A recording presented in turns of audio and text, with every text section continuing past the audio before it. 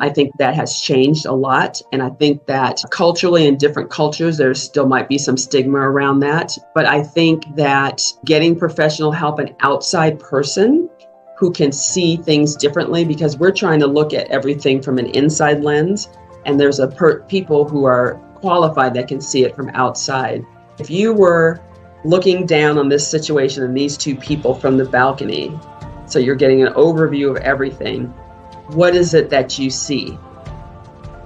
And then it really makes it a lot easier and clearer a lot of the time to see maybe what you think your side of the story is really just a story, or you're not really seeing what the other person's perspective is.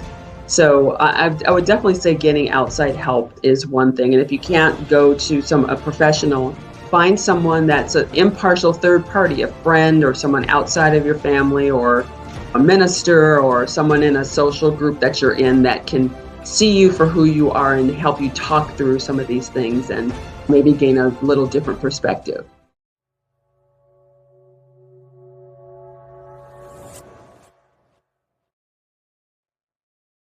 And we are live, and hello and welcome to today's Shining the Light conversation, where we have an amazing and beautiful guest that I'm actually really honored to talk to, the wonderful Lysa, who's tuning in all the way from the West Coast of the US to discuss a topic that I'm passionate about, and that's something that is really close to my heart, and that's rediscovering the essence of you.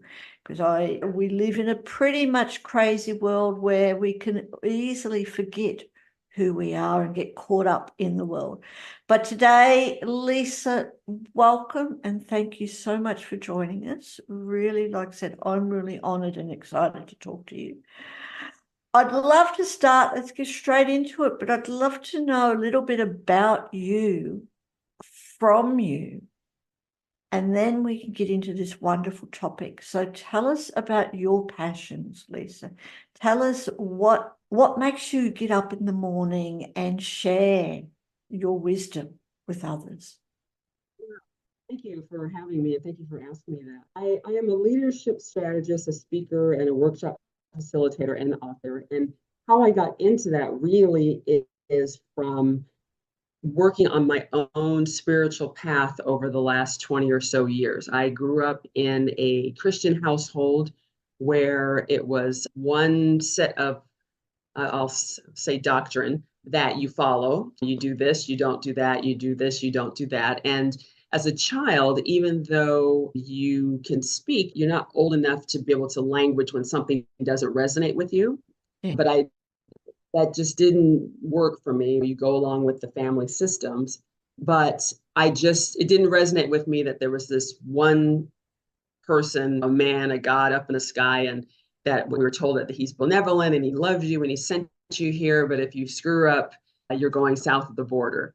When I turned 18, I just decided, since I'm an adult now, I don't have to go with the family to church or anything. And I wasn't sure I had any kind of spiritual life. I'd never heard of anything like New Thought or living a spiritual life. I knew Jewish and Catholic and Christian and Protestant, but I didn't just, if that was the only spiritual headmaster, so to speak, then I didn't want any part of it. Fast forward 20 years later, and I was introduced to New Thought principles and to Unity and to Centers for Spiritual Living. And that kind of started me on a road of knowing that I came into this world with everything I need to live a happy and fulfilling life. It's just, how do I apply that in my everyday life? And of course, being older, you have more to fall back on and to understand. And then life does what it does. Everyone has trials and tribulations. Somebody said it to me the other day, everybody hits potholes. And I hit a really big pothole about 8 years ago, where everything in my life went to pot and I was going to check out altogether. But something told me not to go that far in that route. And that's how I realized that even with having this spiritual background now as an adult, that there's still things from our past, from our childhood, from things that happened to us that come up when they're ready to be healed. And that started me on a path of helping other people of how do they live authentically and purposefully? How do they everybody has a what happened story, but it's not the what happened story. It's what are you going to do with it? Absolutely. You're speaking, Lysa, what I talk about. You're talking my language. I remember when I was growing up, I think I must have been about 4 or 5, that I knew I didn't belong in this world.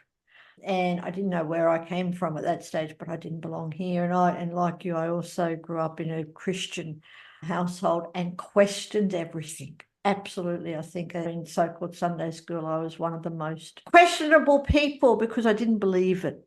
Right? I really needed proof until I got older. So I hear you, totally hear you. That's why I'm so honored to be chatting with you. But can you tell us, Lysa, can you recount any moments in your life, any specific moments that you felt profoundly connected to your true self amidst all the craziness of the world? Yeah, I would say again, I think that if we're willing and open to look at the quote unquote tragedies that happen in our life, whether it's an actual tragedy of something outside of us or in our mind, and look at what is it in there? What's the lesson in there? What's the blessing in there? I would say it was probably several years ago when I was on my book tour, when I was out speaking and people would ask me, what's your book about? And you're 10 seconds into saying it, and people are shaking their head and they're saying, that happened to me too, or this person just got a diagnosis, or I just lost my job, or what have you. And it just reminded me, see, Lysa, it wasn't you, just you that these things happen to. And so it really helped me own that I'm human and divine at the same time, and that I just need to walk around like that, not like I walk around with rose-colored glasses, but just be myself, and that's more than enough. And it was a process to get there, but I think that over the last 10 years or so, that's just the way I live all the time, even when things do happen, authentically and purposefully, and showing your vulnerabilities, which is a thing that our society tells us not to do. They don't know what to do with it. They don't want to hear it. Let's just run over it. No need to discuss it. But I spent over 50 years doing that, and that didn't work. Now that I've dropped that and just being my true self, whatever that is, and it will resonate with some people and it won't resonate with others, but that has nothing to do with me being myself. Absolutely, and it's true. It's so true. We can just, it's really important that we connect with what resonates with us and not worry about what other people think or do and stuff like that. Now, Certainly. you mentioned your book, and this is what I really wanted to get into too. So your book is I Cried and People Loved Me Anyway. Tell us about that, and why did you write it? Like, how did it come about? So, like I mentioned, I had a period of time in my life where everything crashed and burned. It was a 6-month period of time, and everything in my life you could think of went to pot. The family dog drowned, and the kids weren't around for that. My ex-husband dropped out and left some things with the kids with me, financial problems, just a variety of things. A relationship that I thought was the lifetime relationship disappeared, and it was just takes you down a road where even though people have family support or friend support or resources of places they can go, when you're in that dark tunnel, you forget about all of that. All you can see is the dark road in front of you. And so I went to a counselor, and she was working with me on identifying, again, like I was saying before, about even if you've done work on yourself, there's always more things to be healed, and they come up at the time that they need to for your greater good. And she recognized that I still had some low self-worth stories in there. At that point, I was just in such a state that I said, I'm just going to hold on to whatever she says. I'll take the checking out of life off the table for now. Let me just see where she's going with this. And I remember it was about 2 months after working with her. It was January 3rd, 2016. I remember it like it was yesterday. And I believe that spirit came in the room and shook me by the shoulders and said, you're going to write a book about this experience. And the title is I Cried and People Loved Me Anyway. And the first thing I said was, excuse me? I just got through telling you, spirit, God, whoever, that I'm a failure. I can't do anything right. These things have been happening, my entire life. I can't get out of it this time. And you want me to write a book and tell everybody my dirty laundry.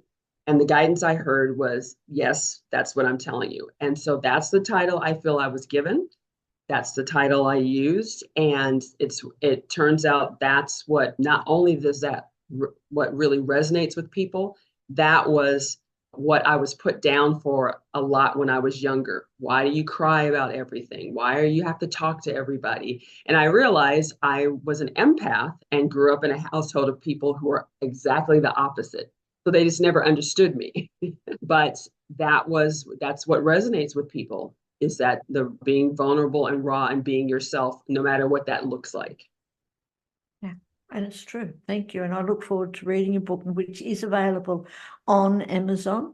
And also for everyone who is watching either the live or the replay, do click on the links, check out Lysa's website, connect with her on Facebook or LinkedIn. Thoroughly recommend it. And now, Lysa, one question I didn't ask, is your book available on your website as well as Amazon? If you go to my website, it will link you to Amazon. It will. Good, wonderful. Thank you. Thank you.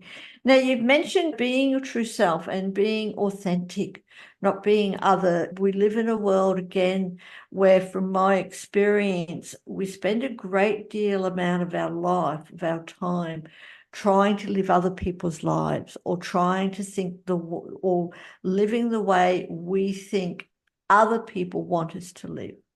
So do you have any tips or techniques that you can share with everyone who's listening on how you can really get in touch with the essence of you, with that true self, and step into your authenticity? Yeah, I actually do have some tips. I think, first of all, like you mentioned, we live in this chaotic world where it's just noisy and we're getting input. You should wear this, and you're too old for this, and you're too young for this, and you don't make enough money, you make too much money, you should drive this car and live in this neighborhood, and all of these things. And it's just the noise is drowning out us listening to our own inner guidance. So the first thing I would say is for people to just take time in the silence. I know a lot of people meditate, but some people, even if you don't, it's just stopping. Just stop and block everything else out. Get some clear thinking. We're so, like you mentioned, we're so worried about what do we need to do or say so I'll be accepted by everybody else, or we don't want to take the wrong step and mess things up. Just stop trying to micromanage what do I do and what do I don't do. Just stop and sit in the silence. I think also we're desensitized to actually how we actually feel, and or just focusing on when we feel terrible. So I tell people, think about how you would want to feel most of the time, not being totally unrealistic. But if you were just going to flow through life, how would you want to feel most of the time? Is it relaxed or blissful or stress-free or grateful, centered, amazing? Do you want to feel amazing? I have a friend who her word is juicy. She wants to feel juicy all the time. So think about how you'd want to feel if life was flowing along. Reconnecting with what makes your heart sing. People are into gardening or baking or playing on the floor with their kids or their grandkids. I mentioned meditation or yoga. We don't take enough time for self-care and self-love because we're rushing to do this, and we have to go to work, and we have to raise kids, and we have to do this. It's really important to reconnect with what recharges you, whatever that is. And then certainly there are, like I mentioned, those outside influences that are telling us to do or be this or that.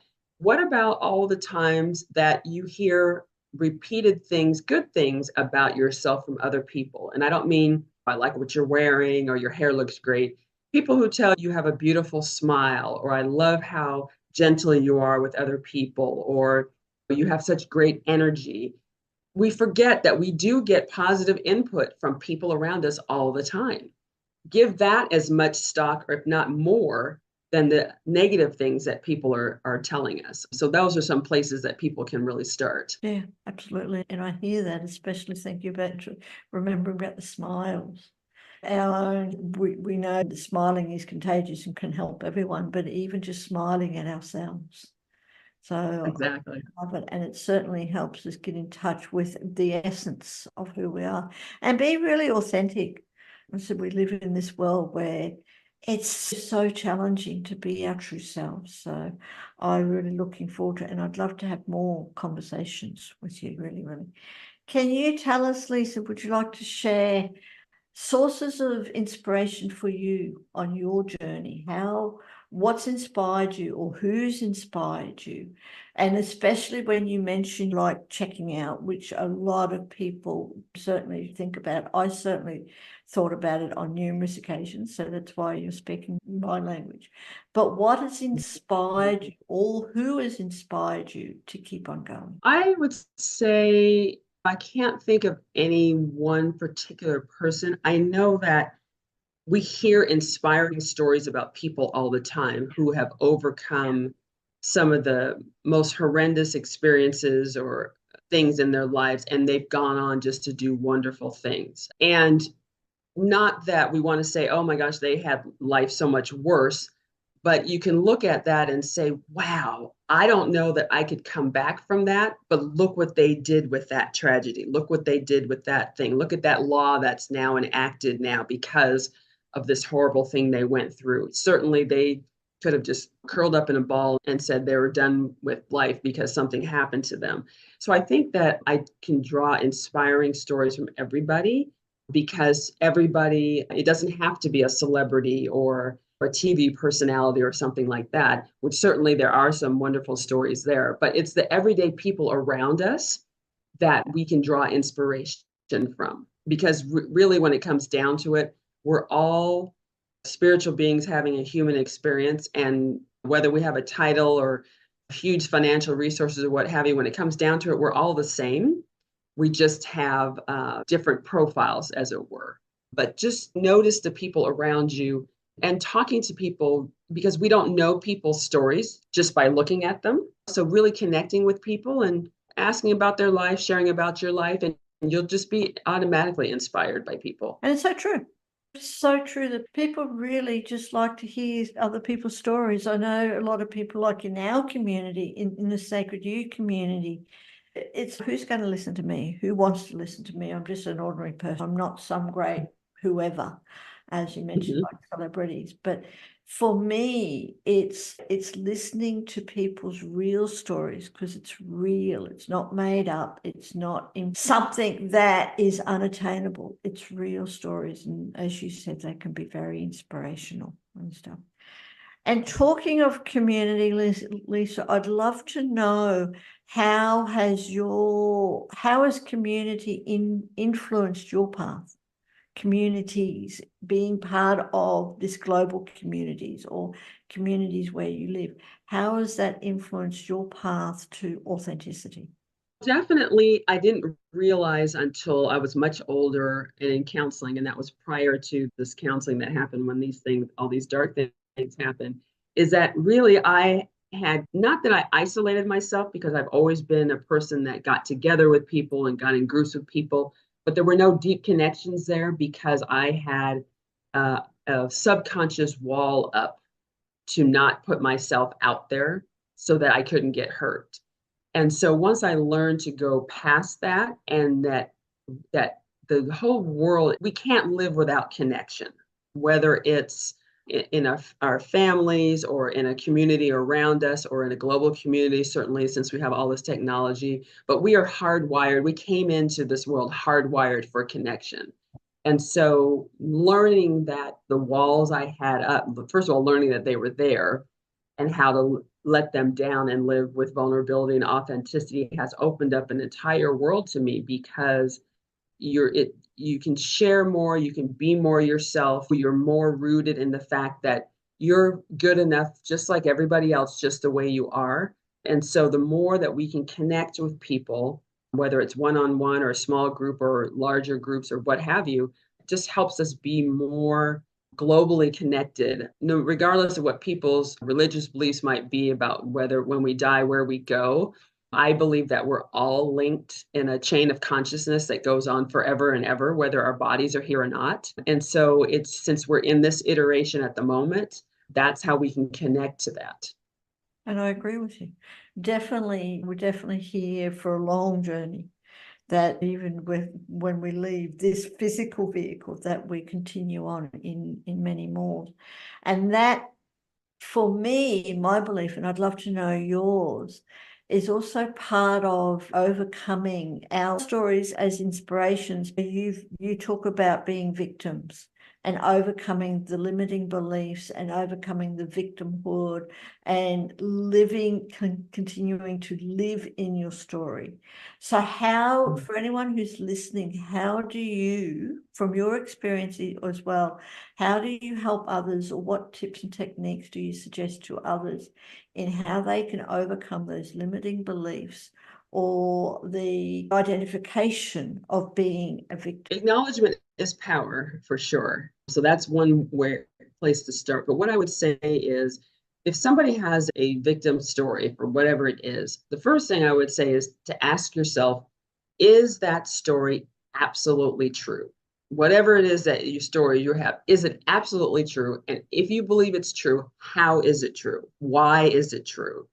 Do the people around you that love you and support you the most, do they believe that story too? Because if not, it's probably our ego or our fear lizard or whatever that's sitting on our shoulder and is telling us the story. I also ask people, okay, so what's the opposite of that victim story? If that victim story is true, what's the opposite of that story? Because its story is made up, whether it's a good story or bad story, we're making it up. So if we can make up a bad story about ourselves, that means we can make up a good story about ourselves. So what's the opposite of that story? We can all feel in our bodies when we don't feel our best, or we're holding on to a victim story. So how would you want to feel without the burden of that victim story? Because it certainly is weighing you down. And then also be gentle with yourself, realizing that you're telling yourself some kind of victim story and wanting to change it. It's not an overnight thing. It's not like you go to the gym once and work out one day and then your body looks exactly like you want it to. You have to keep going. You have to keep working at it. So don't beat yourself up for, oh my gosh, I have this victim story and I can't get rid of it. I'm trying so hard. It's just a little step every day, a little step every day. And just own that most everything we're making up in our mind. Again, like I said, a positive story or a negative story. If you get to choose to make up your mind about anything, choose the story that you want to tell about yourself. Absolutely, thank you. And why not? Why wouldn't we just choose? I like that. Choose the story that you want to tell about yourself instead of living in your other story, which isn't getting you anywhere and just holding you back. Love that. Exactly. Choose the story that you want to tell about yourself. And going into that, Lysa, what story would you like to choose to tell about yourself, about you, the future? Like, what are your hopes and your dreams for your work, and how you can influence others, or how you are influencing others who want to reconnect to their inner self, their inner essence? What's your story? I feel that I was sent here at this particular time in history for a purpose, and that all of the challenging and negative things that happened before, those have brought me to where I am now. And I wouldn't be, quote unquote, uniquely qualified to help people. I would certainly always be able to help people, but not maybe so poignantly in this way if those things hadn't happened to me before. It's not what happened to you, it's what are you going to do with it. And so I feel like I am really helping people connect with themselves through using my story, also listening to their stories of overcoming in a way of, we're only here in this iteration so long, so make the most of it. Again, it's not about spiritual bypassing or looking at the world through rose-colored glasses, but really, how do I want to affect other people while I'm here? How can I better serve? How can I continue my spiritual and personal and professional growth and also help others do the same thing? And so that's why my platform really is on authenticity and purpose, because I'm just using my life as a ministry, so to speak, to help other people. And you certainly are. And again, I'd just like to thank you and really honor you for doing that, because it's coming across.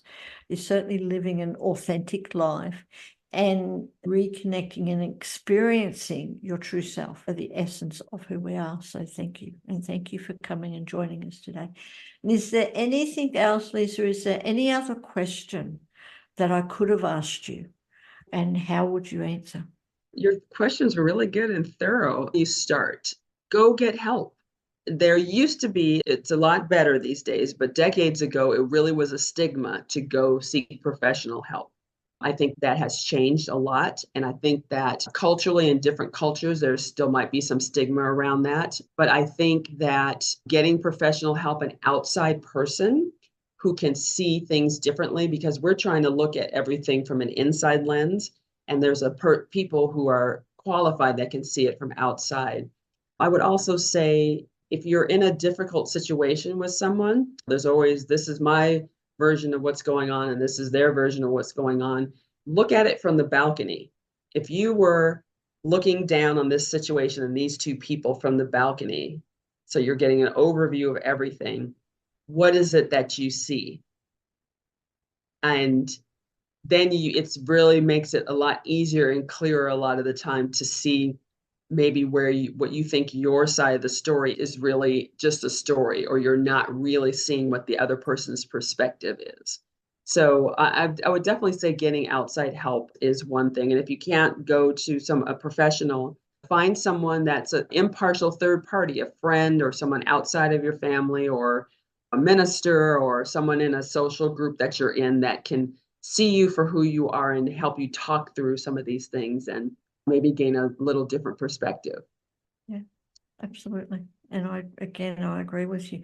There was a time where getting help was frowned upon, but now it is, I believe, an essential part of life, because as you said, we need to see ourselves and situations from outside perspectives. A lot of the times we're too caught up in our own life, our own story, to see it from any other angle, any other direction. And that's why anyone, whether it is a professional or someone that you're in contact with, is able to help you. So thank you so much, Lysa, for coming and to sharing your experience on rediscovering with the essence of you, to living your authentic life and not worrying about what other people say or do, or not trying to live other people's lives, but really being true to yourself.